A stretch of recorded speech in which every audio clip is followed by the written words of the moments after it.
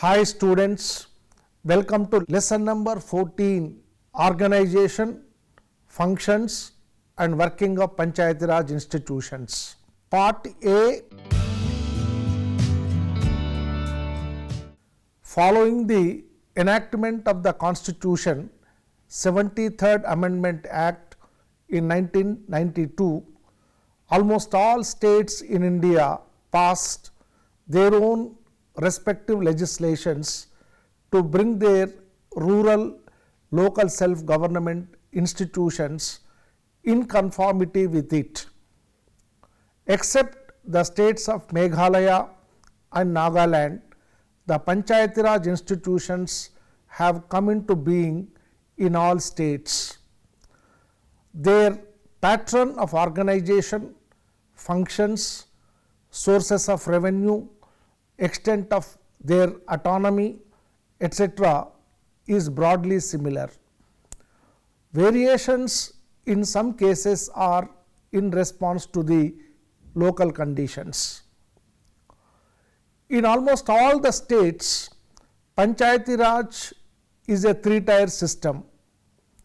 Village as first level, mandals or taluka or block as second level, and zilla or district as the third level. The main objectives of this lesson are to discuss about the organization and structure of the Panchayati Raj institutions such as Gram Panchayat, Mandala Parishad and Jilla Parishad. To discuss about the functions of Gram Panchayats, Mandal Parishads and Jilla Parishads. Now let us discuss about the structure and functions of Panchayati Raj institutions.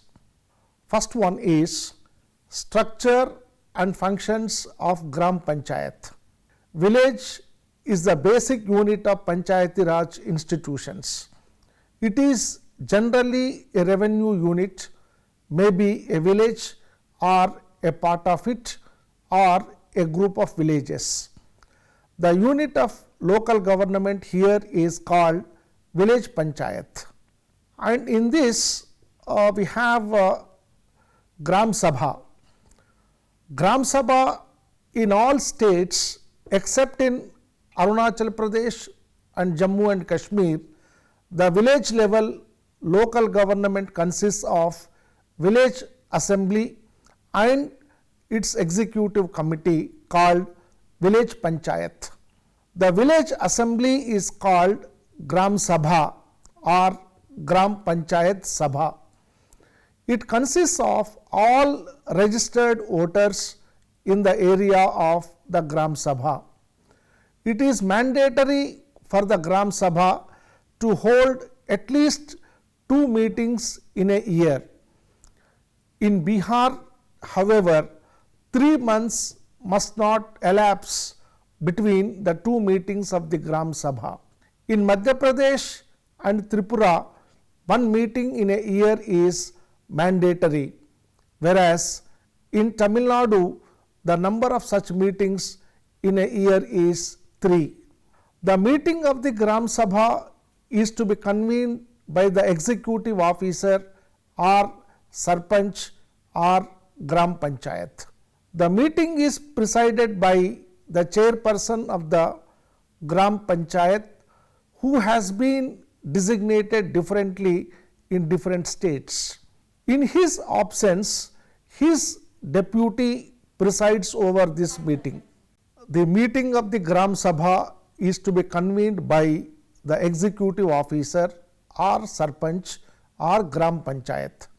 The meeting is presided by the chairperson of the Gram Panchayat, who has been designated differently in different states. In his absence, his deputy presides over this meeting. The position regarding quorum of members in the meetings of the Gram Sabha varies from state to state. In most of the states, 1/10 of the members present constitute the quorum. Again, there is broad similarity among the states regarding the functions of the Gram Sabha. It is the duty of the Gram Panchayat to place for consideration following matters before the meetings of the Gram Sabha. Number 1, annual statement of accounts, budget and audit reports. Number 2, report on the administration of the preceding year. Number 3, proposals for fresh taxation or for enhancement of existing taxes. 4th, selection of schemes, beneficiaries and locations. B, Gram Panchayat. It is the duty of the village panchayat to give due consideration to the recommendations made by the Gram Sabha. Whatever its nomenclature, it is the managing body of the village elected directly by the registered voters of the panchayat area for a duration of 5 years. However, in certain circumstances, the state government has the power to suspend or dissolve the Gram Panchayat before the expiry of its term. But in that case, the legislations of the states provide that the elections to the new panchayat must be held within a certain time, which is usually 6 months. These elections are to be conducted by the State Election Commission. Number of members of each village panchayat is fixed by the state legislation. Usually, it varies between 7 and 15 members, which depends on the population of each revenue village. These members are elected directly by the registered voters of each panchayat area on the basis of single member territorial wards or constituencies through secret ballot. All state legislations lay down qualifications and disqualifications for the candidates who seek to stand for elections. In all states, the minimum age required of the candidates is 21 years. The disqualifications are similar in all states, like candidate must not be of unsound mind, must not be bankrupt, must not hold public office, must not have been convicted of an offence, etc., though they vary in details in some states. In Andhra Pradesh, a person having more than 2 children is disqualified for election. In Goa, a person who is dismissed from government service or from service of a local authority or is in arrears of payment of tax or fee due to the panchayat is disqualified for election. In Orissa, a person who has more than 2 children or has more than one spouse living is disqualified for election. All state legislations provide for reservation of seats for number 1, scheduled castes and scheduled tribes. Usually it is in proportion to their population. Number 2, 1/3 of such reserved seats are reserved for women belonging to these castes and tribes. Third, 1/3 of the total number of seats are reserved for women. These include the seats reserved for women in number 2 above mentioned. Then number 4, in some states like Bihar and Andhra Pradesh and Telangana, seats are also reserved for socially backward classes. The village panchayat is headed by a chairperson who is designated differently in different states. In Arunachal Pradesh, he is called chairperson and his deputy is deputy chairperson. In Assam, Kerala and Tamil Nadu, these two officials are called president and vice president. In all other states, including Andhra Pradesh and Telangana states, the head of the panchayat is called sarpanch and his deputy upasarpanch. In all states except Himachal Pradesh, the deputy or upasarpanch is elected by the members of the gram panchayat from among themselves. But in all the states, the sarpanch is directly elected by the gram sabha or registered voters in the area of the gram panchayat. There is a provision for reservation of the sarpanches in favor of scheduled castes, scheduled tribes and women. In all states except Himachal Pradesh, the deputy or upasarpanch is elected by the members of the gram panchayat from among themselves. But in all the states, the sarpanch is directly elected by the gram sabha or registered voters in the area of the gram panchayat. There is a provision for reservation of the sarpanches in favor of scheduled castes, scheduled tribes and women. The sarpanch or head of the panchayat convenes the meetings of the gram sabha as well as of the gram panchayat and presides over such meetings. He is responsible for the maintenance of the records of the village panchayat. He has the general responsibility for the financial and executive administration of the gram panchayat.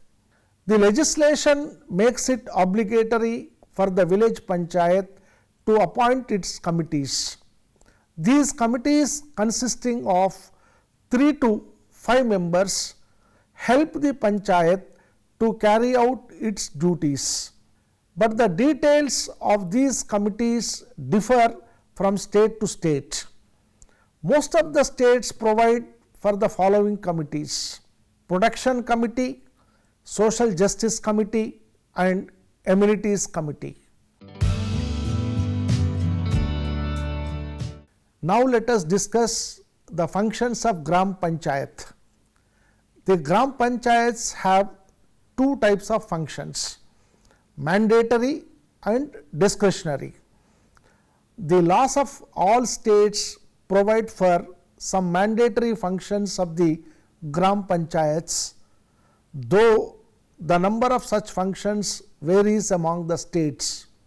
Mandatory functions are like sanitation, conservancy and drainage, prevention of public nuisances, drinking water, construction and maintenance of village roads, construction and repair of public buildings, registration of births and deaths, sinking and repairing of wells, opening and maintenance of cremation and burial grounds, rural electrification, poverty alleviation programs, preparation of annual budget and development plans, construction and maintenance of cattle sheds, ponds, social and farm forestry, fuel and fodder, slaughterhouses,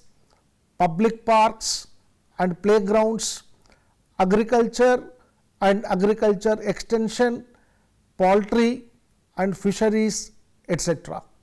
The discretionary functions are agriculture, animal husbandry and dairy development, minor irrigation, fisheries, social forestry, small scale industries, housing, electricity, and non-conventional energy, poverty alleviation and rural development programs, education, cultural affairs and heritage, public health and sanitation. Now let us discuss about the sources of revenue for Gram Panchayats. All state legislations provide among uniform pattern of funding the village panchayats and their financial management. The variation is only on subjects on which the village panchayats can levy taxes. This enables them to have independent and definite source of income and reduces their dependence on the state government. A Gram Panchayat fund has been created on the pattern of the consolidated fund of the state. All monies received by the Gram Panchayat, like contributions or grants made by the state government, union government, zilla parshad or taluk or samiti, and all sums received by the panchayat in the form of taxes, rates, duties, fees, tolls, loans, gifts, fines and penalties, compensation, court decree, sale proceeds and income from panchayat property, etc. go into that fund.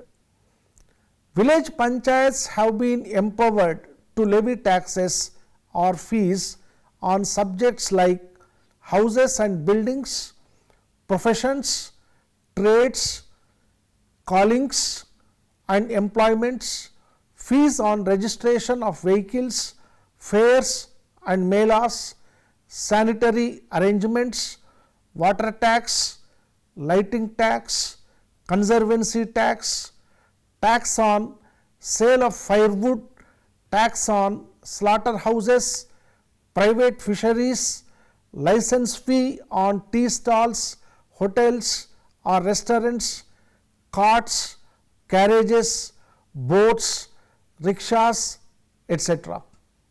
On the pattern of the appointment of a finance commission every 5 years under the constitution for distribution of taxes between the union government and the states, provision has been made in all states for the appointment of a finance commission every 5 years to review the financial position of the panchayats and make recommendations with regard to the distribution of taxes between the state and village panchayats, assignment of taxes to the panchayats and grants in aid to be given to them. Every village panchayat is required to prepare its annual budget and present before the Gram Sabha. It has to maintain its accounts in the manner prescribed by the state government. Now let us discuss about the administrative personnel of Gram Panchayat. The legislations of the states in India do not provide any details about the administrative personnel of the village panchayats.